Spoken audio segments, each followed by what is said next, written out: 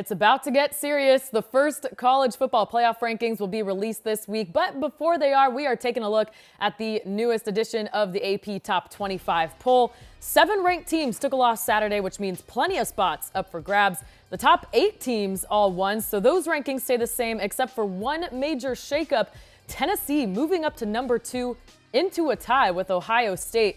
Georgia staying at the top. They are followed by Michigan, Clemson, and Alabama. Now here's where the chaos begins. Kansas State up 9 spots to 13 after its blowout of Oklahoma State. The Pokes fall down 9 spots to 18. Wake Forest tumbling out of the top 10 to number 20. Syracuse sliding down 6 spots to 22 after losing back-to-back games.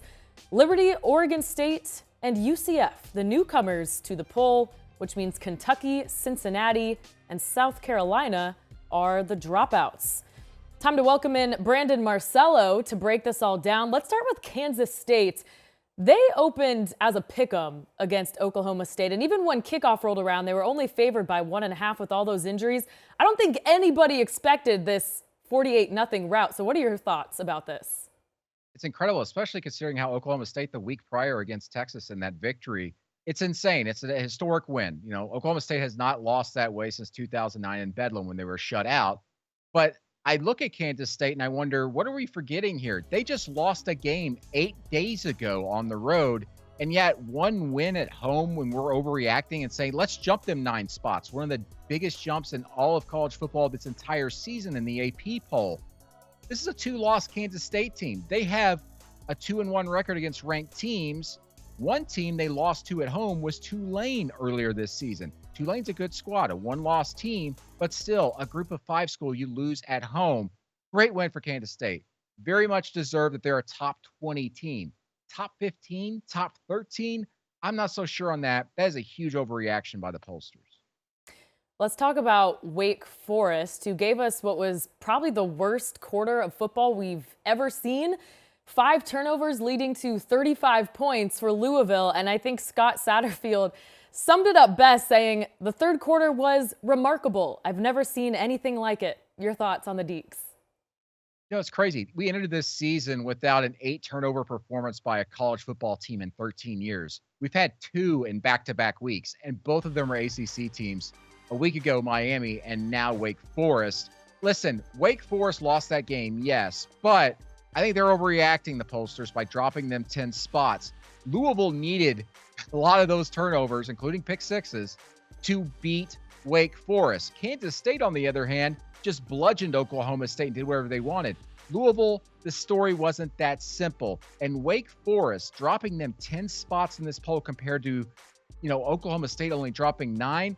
Why are we not dropping Oklahoma State further, just like the pollsters were overreacting with Kansas State beating them? Wake Forest is a squad that took Clemson to the brink and on the ropes. They have looked like a top 10 team for most of the season. Now, all of a sudden, they're not because it took 8 turnovers for Louisville to beat them. I'm not sold on the pollsters dropping Wake Forest that far. All right, give us your underrated team. And this is a fun one because we're going back to the top of the poll here. Everybody's going to be talking about Tennessee being tied with Ohio State for number 2. My issue is that Tennessee should be number 1 over Georgia ahead of this monstrous matchup in Athens this weekend against the Georgia Bulldogs in the 1 versus 2. Tennessee leads the country at 5-0 against ranked opponents. No one comes close to that other than TCU in the Big 12, which has 4 wins. Georgia has 1 win against a ranked opponent, and that was all the way back in week 1 against Oregon in Atlanta. And Tennessee has by far the best win on its resume of anybody with its victory against Alabama. So what am I missing here?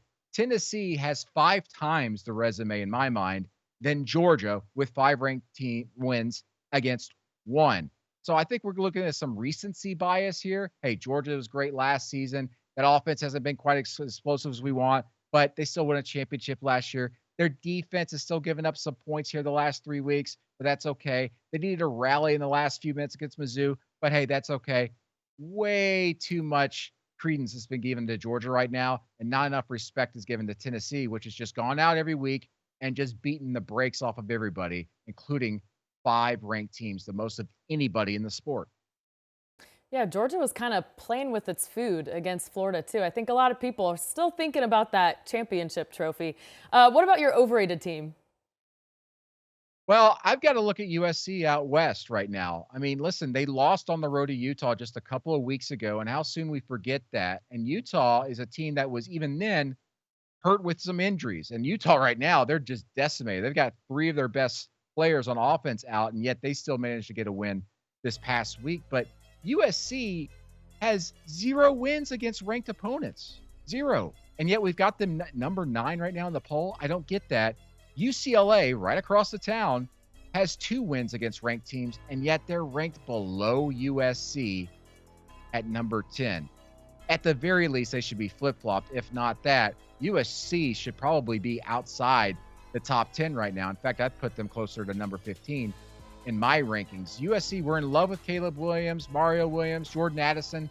That's fantastic. But they've had to gut out some wins, and they got that loss on the road to Utah, a 2-loss Utah team. Not sold on USC being a top 10 team right now. All right. Thanks, Brandon. And stay with us all week long and throughout the season for your best college football coverage right here on 24/7 Sports.